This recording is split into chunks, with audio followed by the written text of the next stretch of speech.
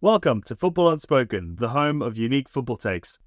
Hey Josh, so I've got an interesting transfer debate for you as we're coming up to the end of the transfer window at this recording. But before we launch into this, the trivia I have for you today is, can you tell me which team has made the most signings in a single transfer window? I mean, it's got to be Chelsea. Surely it's Chelsea. It's actually Nottingham Forest. Oh, yeah. Nottingham Forest made 21 signings in 2022. I mean, that does make me somewhat realize and think about how much there is a media focus on the big six teams and whatever, that it feels like Chelsea have signed so many more players than Nottingham Forest. But I do remember that being mentioned. Everyone was like, oh, yeah, they've sold 21 players. Ha ha. Yeah, it's a very different narrative to Chelsea. Yeah, it was a couple of years ago, and it was around the time Chelsea were paying silly money. But yeah, Nottingham Forest made 21 signings. And on the back of that, the discussion or the question I have for you today is actually the opposite of that. And I want to know, do you think a team can have a successful transfer window without signing a single player? They can, but they can't be called Liverpool. I'm just joking. I definitely think a team can have a successful window. I actually want to reference a non-Premier League team here to show how successful you can be with a low amount of transfers, and that's Atletico Madrid. The fact that Atletico Madrid have won 2 La Ligas in the last sort of 10, 15 years is a ridiculous achievement, considering who they're up against in Barcelona and Real Madrid and the amount of big signings that those clubs make. Ultimately, what Atletico Madrid are really good at is consolidating one squad and getting that team chemistry up. Everyone knows exactly how Simeone wants to play, and then maybe making one big signing per window. In this case, it's been, what's the player's name from Man City? Alvarez, who's gone there. That's their big signing. But other than that, they don't tend to make many. So I'm sure we'll talk about Liverpool later, but I actually believe you can actually improve yourself year on year without making any signings, because you improve your team chemistry and you improve the team's understanding of the strategy. Yeah, so I understand that from a team chemistry point of view, and I definitely get what you're saying. I think Conor Gallagher is another buy from Atleti this year that I think is going to be a very, very smart piece of business. And I do agree with you, but I think the one thing I specifically want to know is, if you make zero transfer window signings, do you think you can still consider it a successful, or how is it a successful transfer window if you make zero signings? Because I have my answer. I just want to know what yours is. You can't consider it a successful transfer window if you made zero signings. The only thing I could say that would be a silver lining is if you made zero sales as well, because then, like I say, you've kept the squad together. But I can't see it being, I wouldn't use the term successful transfer window if you made zero signings. I kind of agree with you, but there's another side to it. And I ask, would you say Newcastle had a fairly successful transfer window?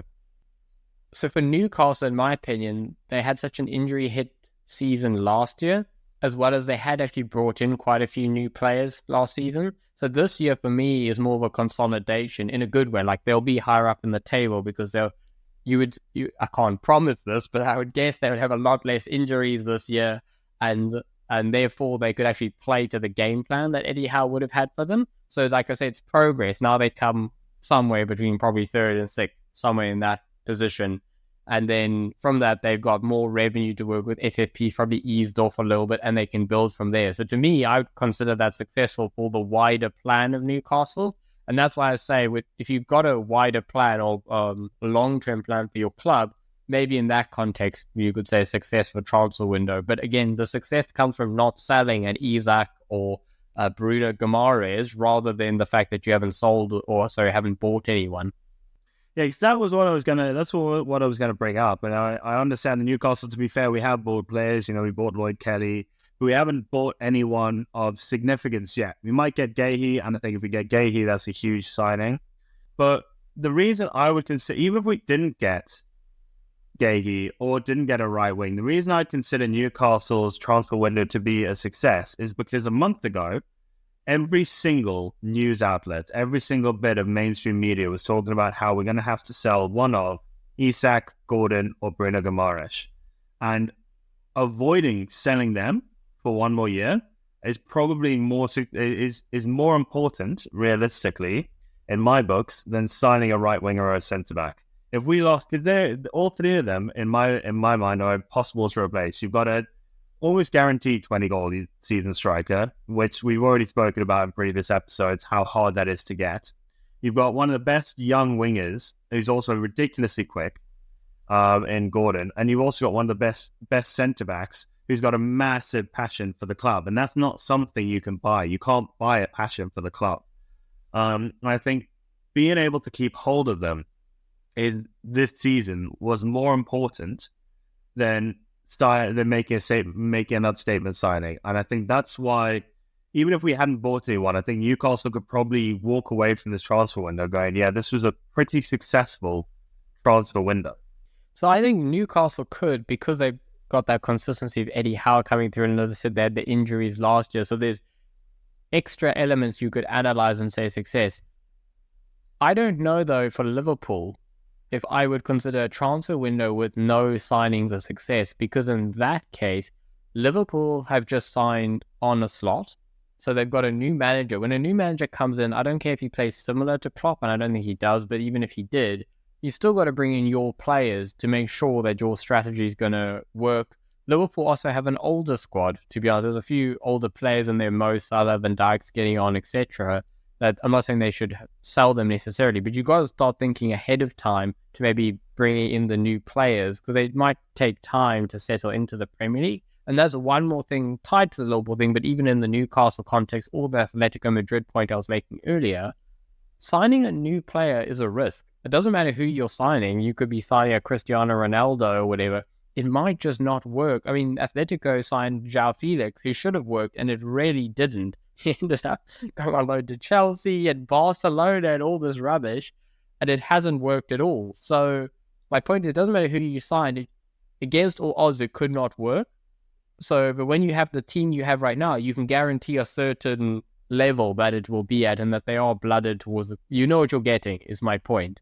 So, I don't know what you think about Liverpool, if it would be a successful window if they don't buy anyone. No, I think in Liverpool's case, I'm kind of on the fence. I think you can't call it a successful window because they weren't really in any, they weren't Newcastle where they were in massive danger of losing anyone big. But there were conversations about if Klopp goes, does Salah stay, does Van Dijk stay? And I think if you do lose them and you don't replace them, then it's an awful, awful window. But not losing a player can sometimes be as significant as buying a player. It's the old saying of it's like, what's it? He's like a new signing. Comes back and he's like a new signing. And it's like, well, he's not, because he's not a new signing. But there are a couple of cases where you probably sit there, you're like, if you keep Salah, it's a really, really big statement on the kind of manager that Arne Slot has proven himself to be behind closed doors, Salah could have gone to Saudi Arabia, and there was a lot of conversations about Salah going to Saudi Arabia because culturally it's fairly similar to Egypt and it's closer to Egypt, and he might have just wanted to have a new challenge more than anything. But Arne Slot's come in and clearly done something to alleviate all of those rumours. Because before the Euros, that was a big rumour. It was a massive rumour. And since then, I've heard absolutely nothing about them losing any key player.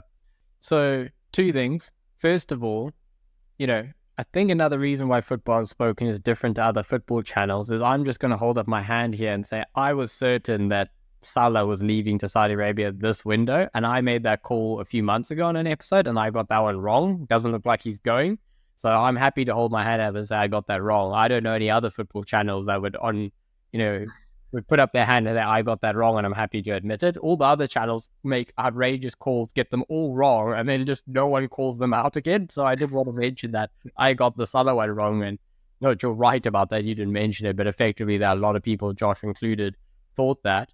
So on the Liverpool question, Liverpool definitely could have improved their squad this transfer window. It was clear that they didn't have a big number 6, like a CDM, like a Declan Rice, Rodri type player. They brought in Endo last season, and I actually really like him. I think he's a great player, but I don't think he is that title challenging CDM like a Rice or Rodri. And then sort of up top, they've got a lot of players there, so Salah, fantastic, that's fine.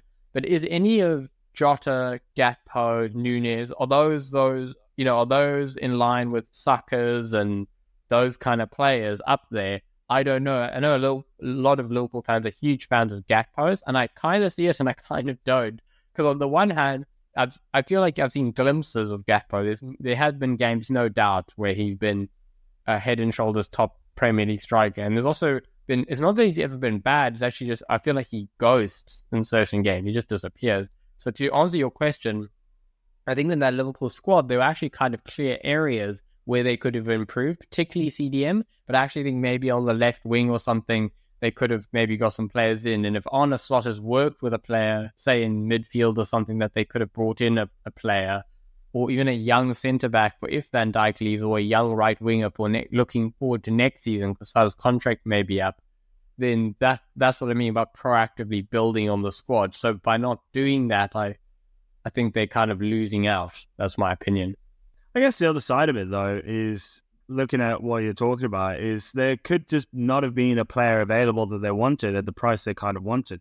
Because that's the other side that makes a transfer window unsuccessful, buying Anthony's and Jadon Sancho's for stupid money, and then they're not good enough, I mean, I'm going to pick on Man United here a bit, but they have had multiple horror shows of transfer windows, because most of their players who come in and are like, oh, this is class, he's great, have been their academy players. They're Mainus, they're Garnachos, those kind of players. When they come on, they give you a bit of excitement. Whereas when I look at it, it's like Sancho, Anthony. To be fair, Casemiro was great in his first season. Last season was a bit off. But then you look at Eriksen, another one where it's like a lot of hype around these players who come in and they're bought for fairly big money. Eriksen, obviously not money, but hype. And then they flop realistically. Yes. And it's they will not recuperate the 80 million they paid for Anthony, or the 70 million that they paid for Sancho. They will not get that money back. There's no way that'll happen. Well, it's something really funny you're talking about. Not Van Dijk. About the United Eric Ten Hag. I don't know why his name escaped me for a second. But you do it, Eric Ten Hag bring in Antony's and Onana and De Ligt. So he's basically getting that Ajax team back together that bring to the Champions League semi-final, right? He's literally just signing all the players he got there. The most funny part about that is when he came to Man United, they already had Donny van der Beek and just threw that one out. So it's like, get all of them in, just leave Donny, that one's rubbish, and get the rest, which is really funny to me. Another Man U example, by the way, of buying old players that didn't work was when Moyes came in, and there was that whole silly Fellaini situation where I want to defend Moyes a little bit here. There's not a lot to defend, but there's a very small thing to defend. Is I know since then it's come out that he tried to buy De Jong before he went to Barcelona. He nearly got Cesc Fabregas as well, and he actually nearly got Gareth Bale. I know those three players that were nearly, there's interviews on it, it's not my opinion. Moyes saying that in interviews. They tried to get those big players, and when they couldn't get any of them, they ended up getting Fellaini for more than his release clause was like a month ago or something. So, I think the thing of managers just going back to their old clubs and poaching players that they know, it can work, but it needs to be part of the actual transfer strategy at the start of the window. It was like last week of the window, and you suddenly, let's go spend 100 million on Anthony, or in that case, 30 million on Fellaini. That's clearly not a viable transfer strategy. Yeah, 100%. I think the last point I kind of want to make is, do you think there's ever a reason to buy a player for over 100 million?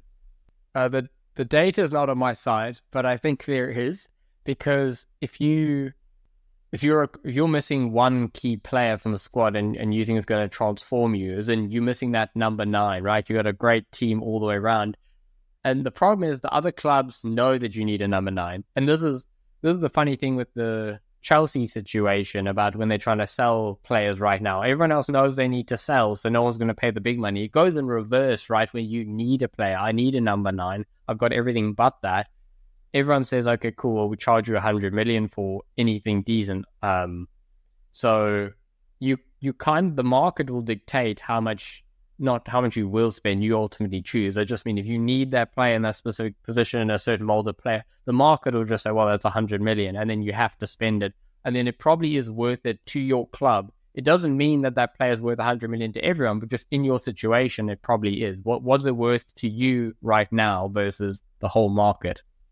I do get what you're saying, and I understand that point. But the one thing I will say about it is I'm kind of on the opposite end of that spectrum, and we've had discussions about this previously, but I've always been on the other end of that spectrum. I think realistically, if you're paying more than about 75 million, even now, you're probably overpaying unless you're getting Lionel Messi at his prime, realistically. Because first thing I'll say is anyone who's prepared to let a player go obviously has a plan to replace that player. You don't sell irreplaceable players. You tell them to go away. It's that simple. Newcastle, for example, going back to them, could have sold Isak or Guimaraes or Gordon, but told all of them, no, not going to happen. We'll find another way because these are not replaceable players. So I think that's the first point. If you're buying a player, 90% of the time, they're going to be a replaceable player. You get the outliers, your Cristiano Ronaldo's when he goes to Madrid, you do get the outliers, but 90% of the time, I will say that.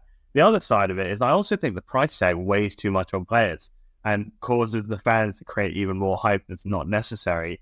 Because I think, I sent you a video the other day, but I saw something around this, and of the 10 or so players who've been bought for 100 million, 8 of them have been pretty much flops. And then the others we're waiting to see. Declan Rice, if Arsenal don't win a trophy in the next 2 seasons, he probably gets classified as a flop. Same with Caicedo. If Chelsea don't win a trophy in the next couple of seasons, probably gets classified as a flop. The only one who kind of comes close is Jack Grealish, but he's now a £100 million bench player. So how great has he been?